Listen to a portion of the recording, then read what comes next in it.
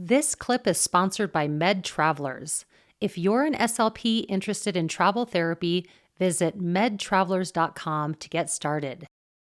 The informal is really important, discourse sampling. Yeah. And a lot of people kind of shy away from that because it sounds really tedious. You know, if you read the articles on discourse, there's a lot of like counting and just a lot of things going on. But even doing a simple reading task and having conversation with your client will tell you so much. Yes. This is what I tell my students. If you know the domains of cognition and the domains of language, you know what attention, memory, executive functions look like, you know what expressive language and receptive language looks like, and you have a conversation with someone and you start to find that you can't follow or that they can't follow, then you can pick up on some of those cognitive and language challenges with reading and with conversational tasks.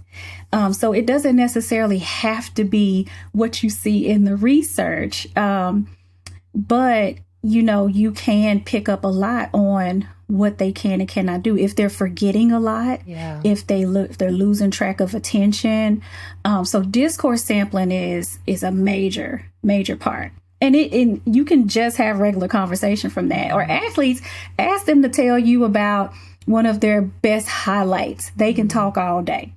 And so those are going to be really great ways. I also really like the method of motivational interviewing, because the style of motivational interviewing also, one, it gives you another way of looking at their discourse, right? How they're producing communication, but it also helps you to see, like, out of the things that you're seeing with them on the test, like what's important to them. And so that's also going to help you lead into like your goal writing.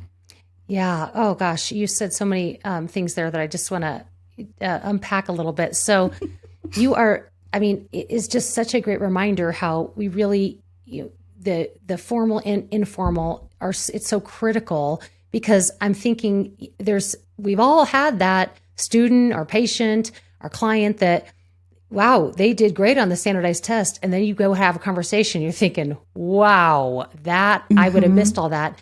And I'm also wondering too, I know, I did a very brief period of work in the beginning of my career with adults and TBI.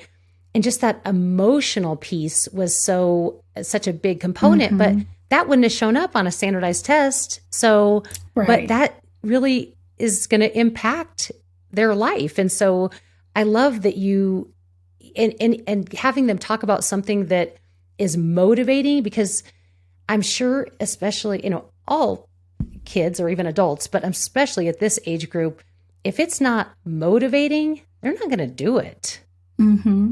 So I love that you're combining. Do you feel like, and your work, and then even when your students, are you finding that you're even getting more and better information from the informal than you are often from the formal with these students? I think so. I think that the informal helps me understand better how to analyze what I see on the test. So when they're telling me, because one of the things that I didn't mention for informal, the post-concussion symptom scale, that's super important for athletes because they do experience a lot of physical symptoms, behavioral, plus the cognitive. And so when I see like that someone is like rushing through, they're rushing through and they're answering really, really quickly on something, even though they're getting it right. Like maybe they made some mistakes and then they had to go back and check it. But if they're telling me like, well, sometimes when I'm in class, I start not feeling good. So I just want it to be over really quickly. Or, so then I know, okay, so maybe there's some mental fatigue that's happening or some physical things that we need to take into account.